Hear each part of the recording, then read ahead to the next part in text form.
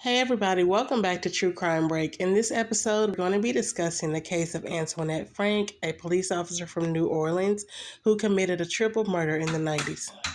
Antoinette Renee Frank was born April 30th, 1971 to Adam Frank Sr. and Mary Frank. And it's unclear when and why Antoinette's mother eventually left her father, but she did leave, which left Antoinette and her brother in the father's care. Coming from a broken home, Antoinette's brother was in and out of jail and was a fugitive from the law himself, and her father would only appear in and out of her life occasionally. When he was home, he could be emotionally, verbally, and physically abusive to Antoinette. All of these things caused Antoinette to become depressed and distressed about these issues, and she did need psychiatric help, although it's not said that she ever did pursue that help. She would say that her father abused her sexually, mentally, and physically when she was a child. However, despite all of this, Antoinette always knew that when she grew up, she wanted to become a police officer. Antoinette applied with New Orleans Police Department in 1993. During her application process, several red flags turned up. She'd been caught lying on several sections of the application, and she failed two of the standard psychiatric evaluations. A psychiatrist by the name of Philip Scuria examined her, and he advised in no uncertain terms that she definitely should not be hired, saying that she was shallow and superficial. When it looked like the application process was stalling, Antoinette decided that was it. She left a suicide note and she disappeared for over a day. Despite the fact that she failed the psychiatric exam, though, New Orleans Police Department was very short-handed and they were desperate to get more people on the force. The early 90s struck a dangerous crime wave of murder and drug activity in the city of New Orleans, and the force saw no real reason not to hire Antoinette. They might have also decided to hire her because the New Orleans Police Department needed more African Americans on the force to relieve any racial tensions. So she was hired in February of 1993, and she graduated from the police academy that same month. Although Antoinette did manage to achieve getting a few Officer of the Month awards for her work within the community, many of her fellow officers didn't feel like she really had what it took and knew the importance of the job of being a police officer. On November 25th of 1994, Antoinette handled a shooting in which a local drug dealer named Rogers LaCaze was the prime suspect. Rogers LaCaze was known in the area as a gangster with gold teeth and saggy pants. He even wore his baseball cap backwards, and back then that signaled you were a gangster. The Department of Human Safety and Corrections investigator believes this was the first contact between Antoinette and Rogers LaCaze, although Antoinette would later state that she had actually met Rogers 8 months prior.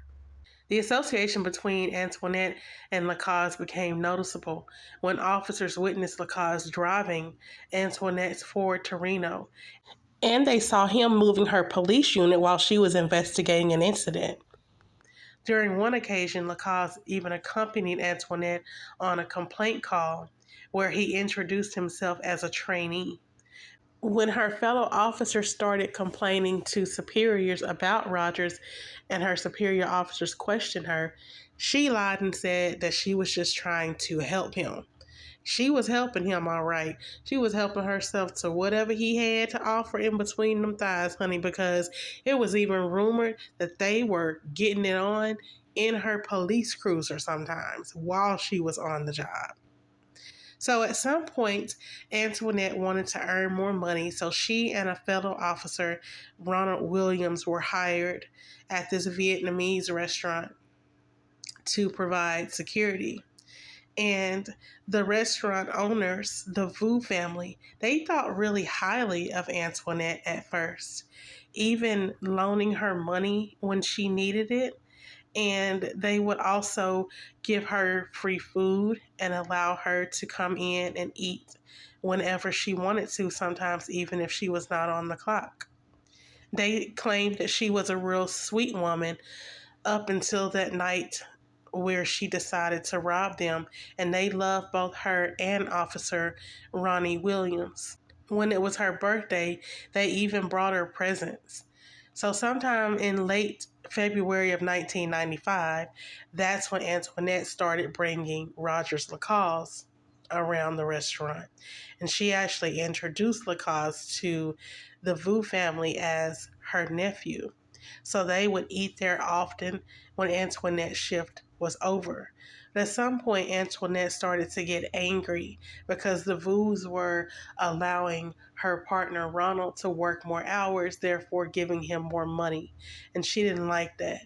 So Antoinette and Rogers LaCaze, her thug gangster boyfriend, started plotting to rob the Vu family.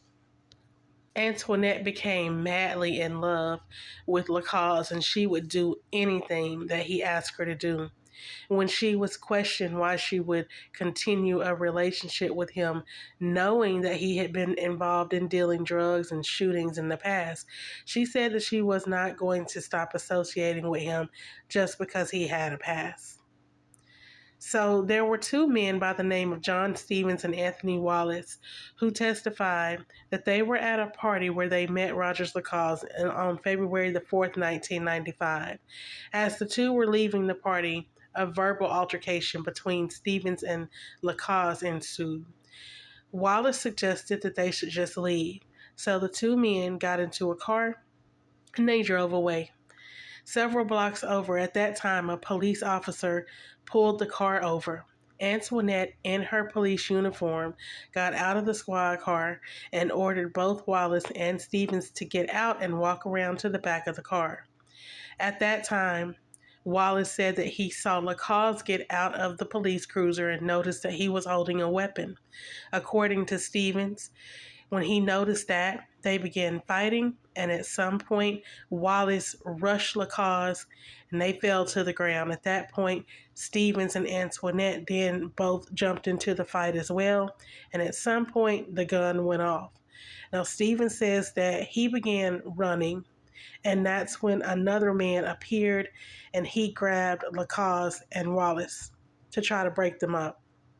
Antoinette then told the man who was a bystander who had come to help that LaCaze was the good guy. He was with her. He was the innocent guy. And that Wallace was the one who was causing the problems. So the bystander ended up restraining Wallace until the backup police officer arrived. He was subsequently arrested and charged with attempted murder and robbery. So the guy who came to help was Irvin Bryant. He was a civil sheriff in 1995, and he testified that on the evening of February the 4th, he observed a stopped police vehicle with the lights flashing. He thought that the officer was making a traffic stop, but as he got closer, he saw the officer and two black males fighting on one side of the road. At that time, Wallace broke away, ran, and picked up a Tech 9 semi-automatic weapon out of the grass. Bryant ordered Wallace to drop the gun, which he did. He then restrained Wallace and LaCaze lunged towards him. He immediately grabbed LaCaze, but Antoinette Frank informed him that LaCaze was with her. She ordered him to release LaCaze. So Mr. Bryant was never questioned by police, and he never gave a formal statement about that. But Antoinette and her boyfriend were out here with her gun and her badge, and they were wreaking havoc all over the city of New Orleans, and nobody ever really questioned her about it because she was a police officer. So in the meantime, they decided to execute their plan to rob the Vietnamese restaurant, which was ran by the Vu family. So on March 4th of 1995, Antoinette and LaCaze visited Kim An, that's the name of the Vietnamese restaurant, in New Orleans East. After midnight, as the employees were cleaning and closing up the restaurant. Chow Vu, who was a sister to two of the would-be victims, went into the kitchen to count the money. She entered the dining room of the restaurant so that she could pay Antoinette's partner, Officer Ronald Williams, for the night. And that's when she noticed Antoinette approaching the restaurant. Chow says that Antoinette and LaCaze had been at the restaurant twice already earlier in the night to get leftover food. So when she had let Antoinette out on the last visit, she remembers that she could not find the door key. When she looked up and she saw Antoinette returning again for a third time, that's when Chow sensed something was terribly wrong. So she says that she ran into the kitchen and hid the money in the microwave. Antoinette entered the front door using the key that she had stolen, and she quickly walked past Officer Williams, her partner, and she pushed Chow, another one of Chow's brothers, Kwok, and another restaurant employee into the kitchen. So Officer Williams began, following behind her, like, hey, and, Antoinette, what's up? Why are you back here? And that's when Antoinette's boyfriend, LaCaze, walked up behind the officer and he shot him, paralyzing him instantly.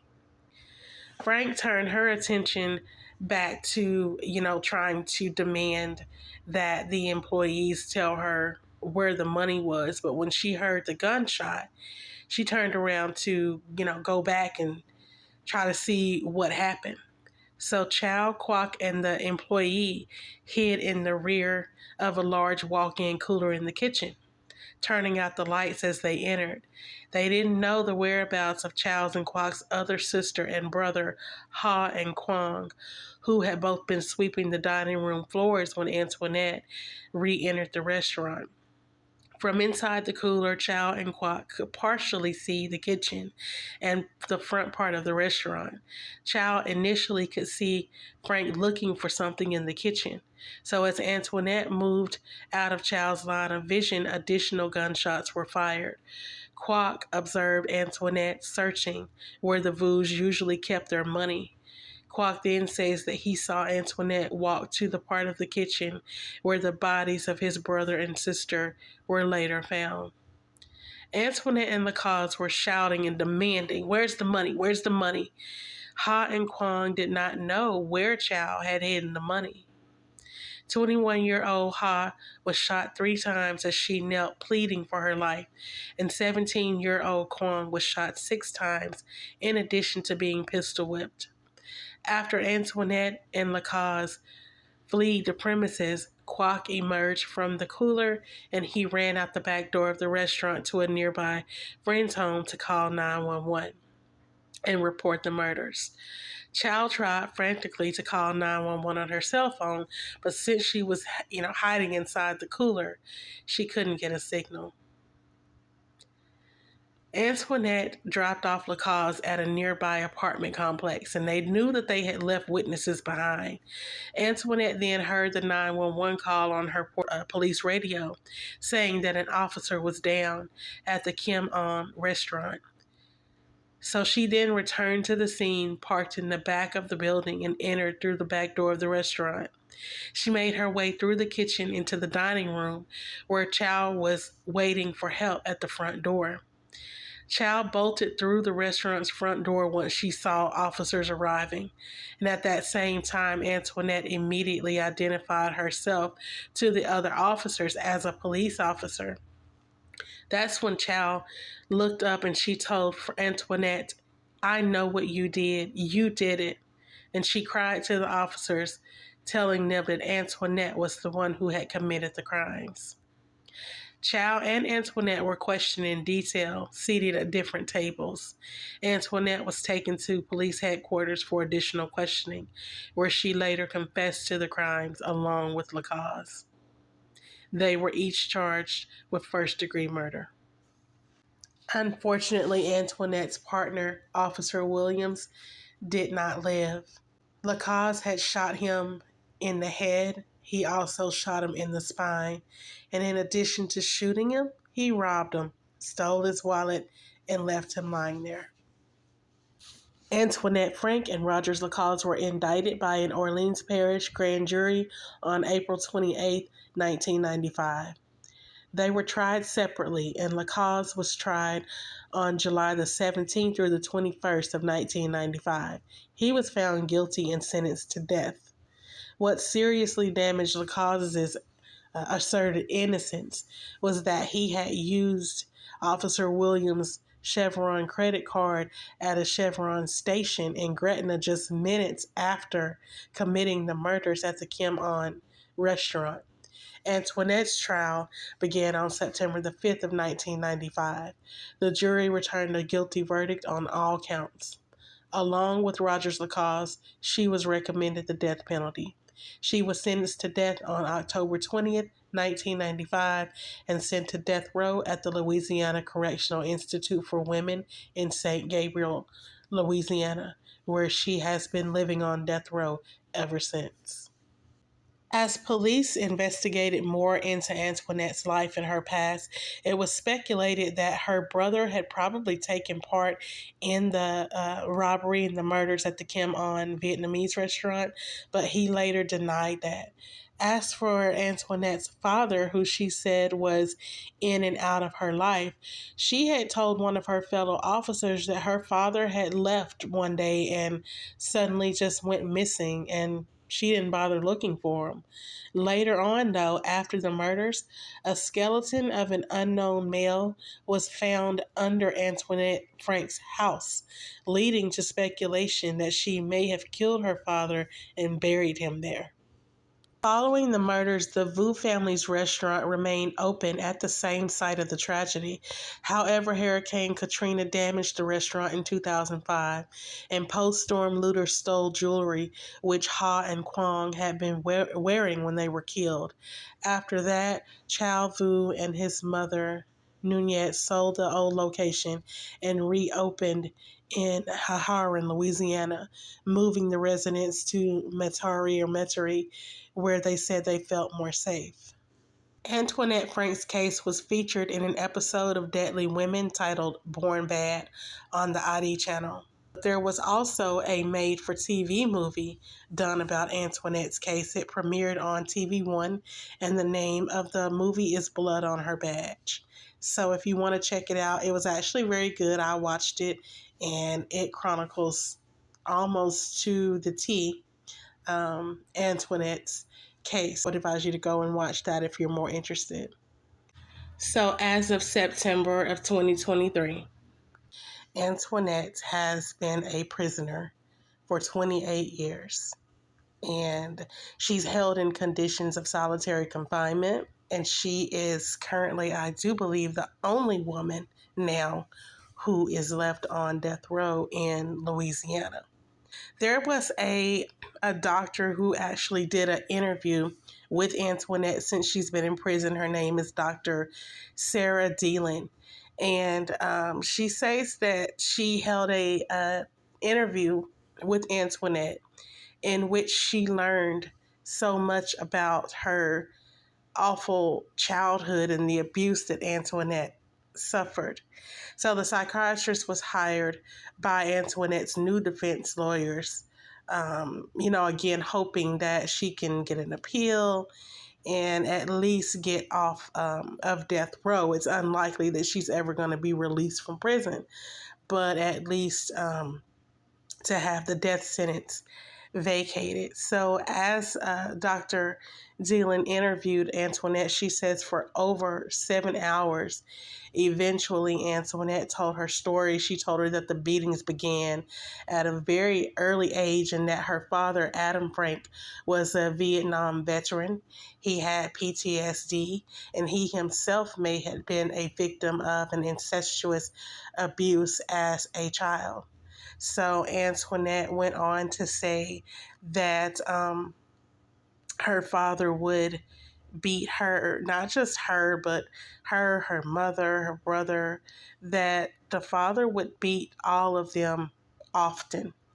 The doctor's report also has a lot of detailed graphic accounts of incestuous rape, where Antoinette says that her father began sexually assaulting her at a very early age, and that the first time he did, he tried to comfort her when she screamed in pain, but then he continued. I mean, I'm gonna add the link to the article with this information in it. So if you want to go and read it yourself, because it's actually very graphic and disturbing, honestly, as I was reading it. So it gives an insight into Antoinette's life and her mindset. And I know that a lot of people will say, oh, that happened when she was a child. She had choices. And I do understand that we all have things that happen to us as kids, and we have the choice to do better. But in reading this, and especially reading through that interview with Dr. Sarah, it's almost like this lady never had a chance. I mean, just it's awful, the abuse that she was subjected to at the hands of her own father.